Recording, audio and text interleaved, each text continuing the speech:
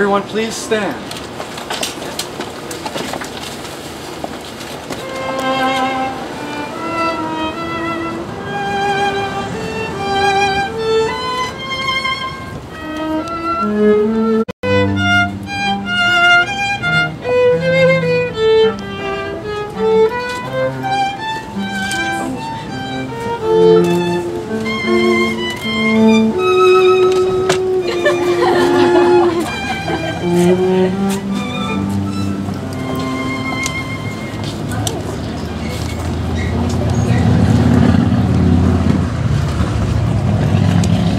You may please have a seat.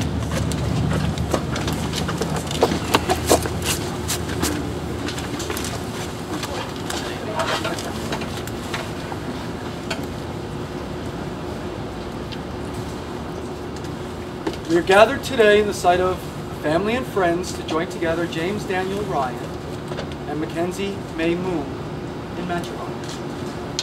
Marriage is not to be entered into unadvisedly or lightly, but thoughtfully, deliberately, and with respect for all. Who is here to give this woman away?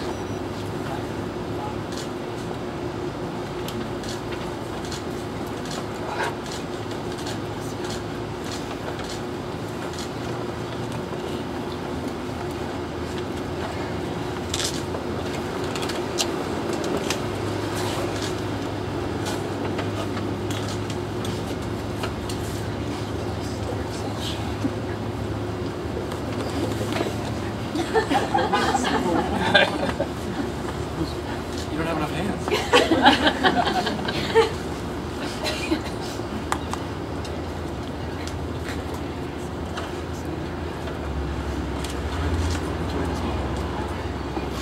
We are here to bear witness to the entry into the closer relationship of husband and wife of these beloved friends.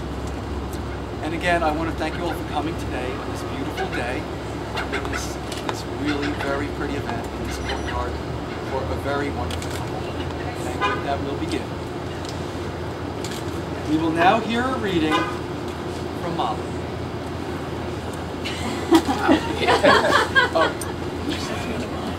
I know. She's got lots of those.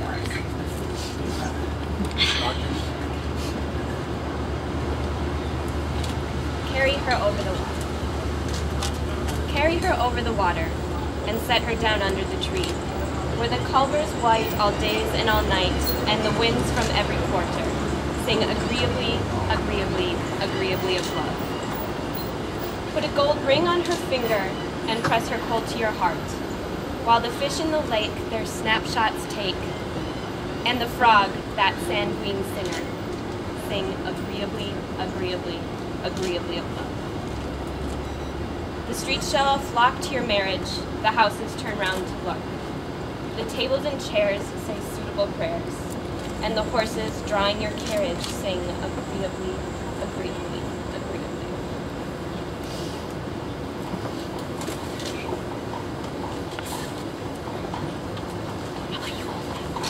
A thing of beauty is a joy forever.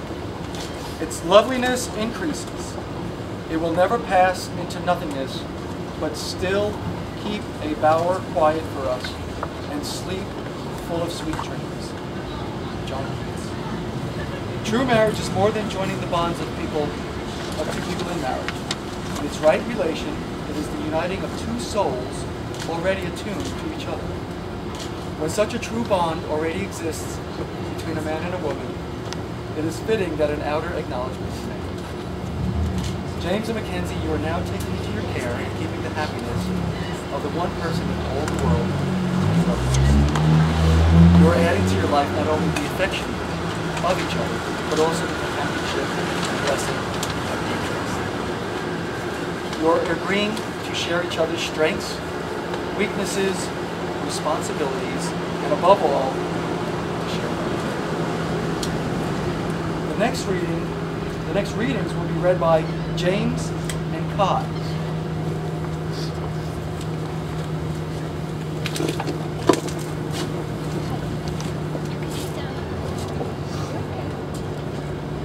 An excerpt from Plato's Symposium.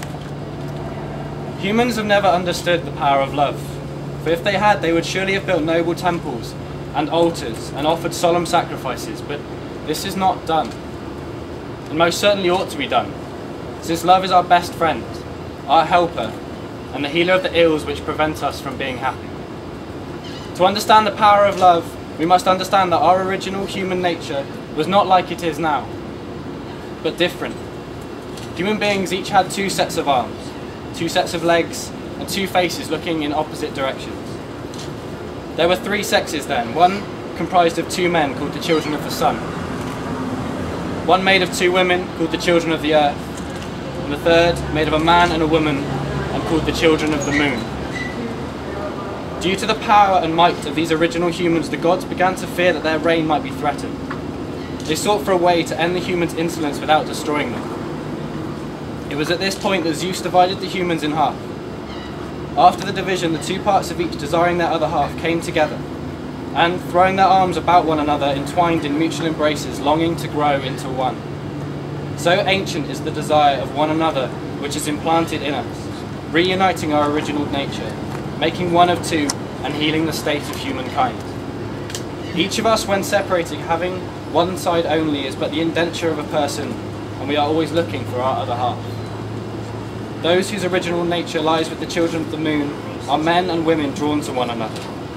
And when one of us meets our other half, we are lost in an amazement of love and friendship and intimacy, and would not be out of the other's sight even for a moment. We pass our whole lives together, desiring that we should be melted into one, to spend our lives as one person instead of two, and so that after our death there will be one departed soul instead of two. This is the very expression of our ancient need, and the reason is that human nature was originally one, and we were whole, and the desire and the pursuit of the whole was love.